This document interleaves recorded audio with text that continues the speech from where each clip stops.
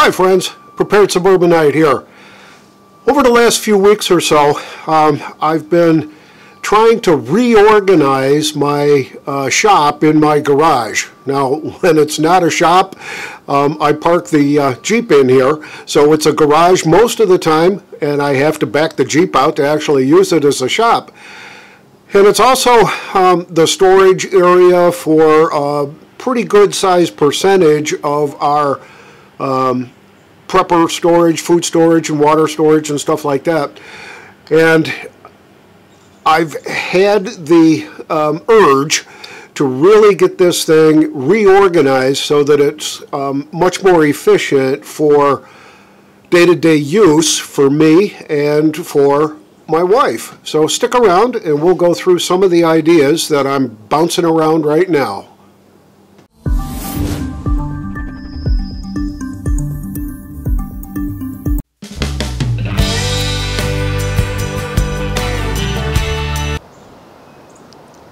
So there's one of the birdhouses.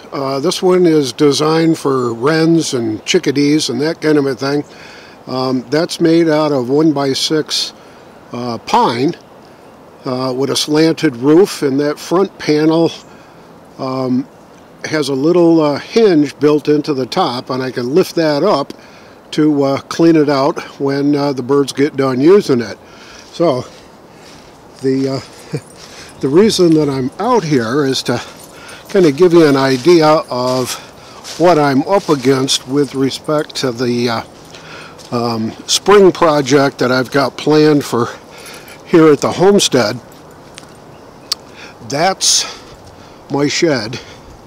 It's been there ever since we bought this place 17 years ago, and I really haven't done anything to it, but it's just beginning to deteriorate terribly. It got some damage during a winter snowstorm a few years ago, where a pine tree fell, broke in half, fell, landed across the roof, and kind of cracked the some of the roof rafters in it, and punched a hole in the roof. So, as luck would have it, I ended up with a hole in the roof, which made it even worse. So let's go inside and take a look.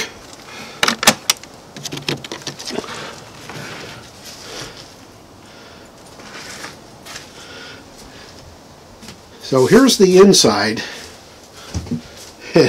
You can get where the branch fell down through the roof, and of course it leaks and started rotting out the back part of the floor. The front part had already begun to just soften up and rot right out, and I had to replace some of the flooring here a couple of years ago. But this place has really been neglected. Up in here you can see where some of the damage was from when the tree fell on the thing during a snowstorm. But we just use it now for storing extra stuff that we've got laying around, and I've taken most of the tools out of it so that I can at least have them handy, and they're all cluttering up in the garage right now.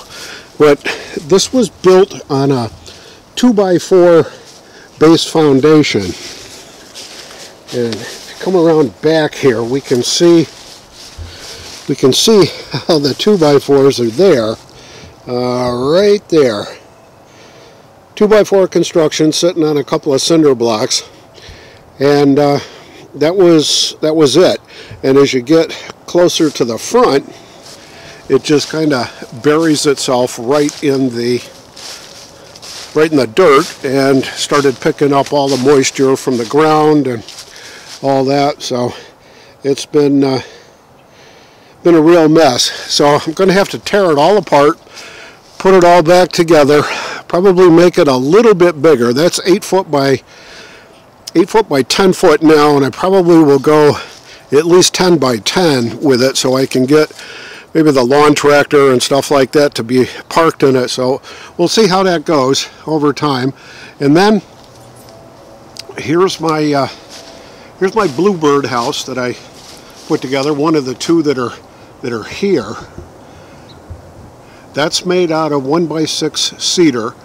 All you need is a 5-foot piece there, slanted roof, all cedar construction. I think I got the plans from the Missouri Department of Environmental Services or Natural Services, something like that.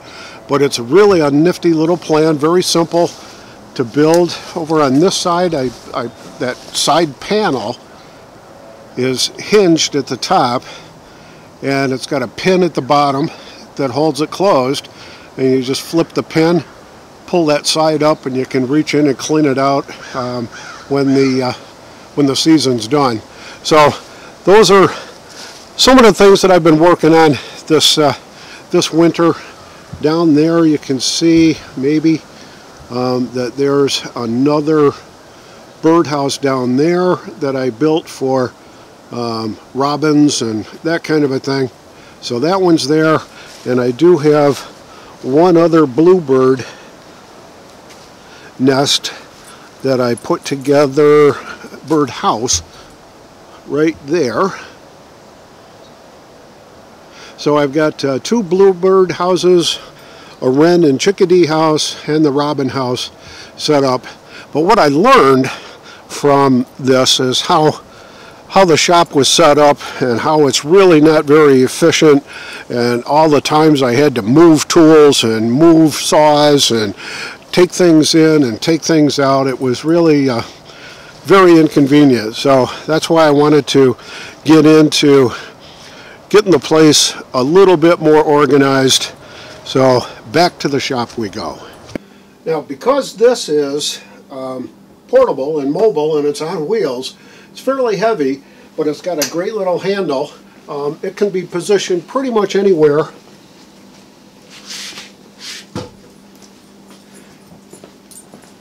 And I built the stand for the table saw on a portable base, because I may need to roll that around, take it out in the driveway to cut some things that are maybe too big or too long here. And I put it on casters, and the first attempt at the casters were these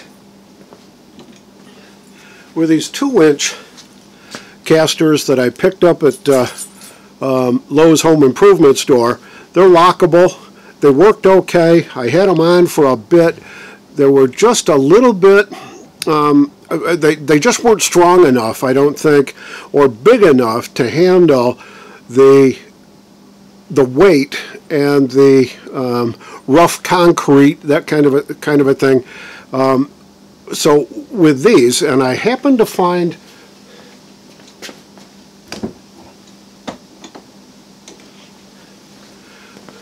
on Amazon these 3-inch nylon rollers, lockable casters. And when I say lockable, they really do a nice job. It will lock going both ways. So right now the wheel will spin and it'll rotate in the bracket like that.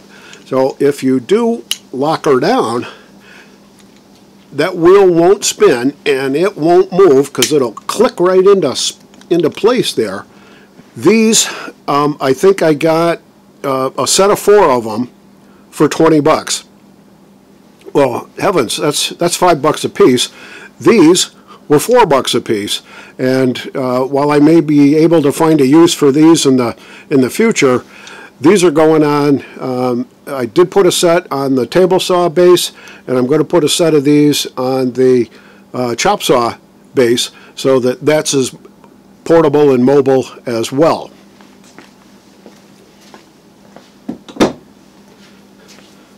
So with these things being portable and mobile, I don't know if that's where I want to put the chop saw and then build kind of outfeed tables on either side of that, or whether I I want to move this over here and put this over here. I'm just not 100% sure how exactly I want to handle doing all this kind of stuff. But today is the day that I'm going to start the project. We're going to start to build the workbenches, and I'm going to have to make that final decision. So I'm going to go grab a cup of coffee and start making some decisions, and I'll be back in a few seconds. So that's one thought, is to put them side by side against the back wall and put the workbench over on this side. Now, I'm not sure that that's the best use of all the space. This is designed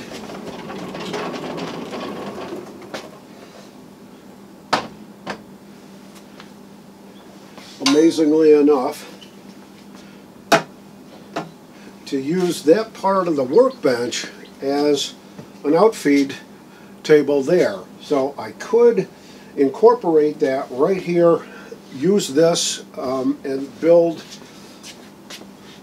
some workbench over into this corner here, and keep this over here. If I come around the corner like that with a workbench, and maybe run a small workbench table over there that's built in. I'm thinking that that's probably how I want to handle that. So with that there, and kind of just build that in, see how it turns out. And I'd like to thank you for tuning in. I'll have an update video on how I actually finish up this project over the next couple of days. This is the Prepared Suburbanite reminding you to be prepared always, and I'll see you on the next video.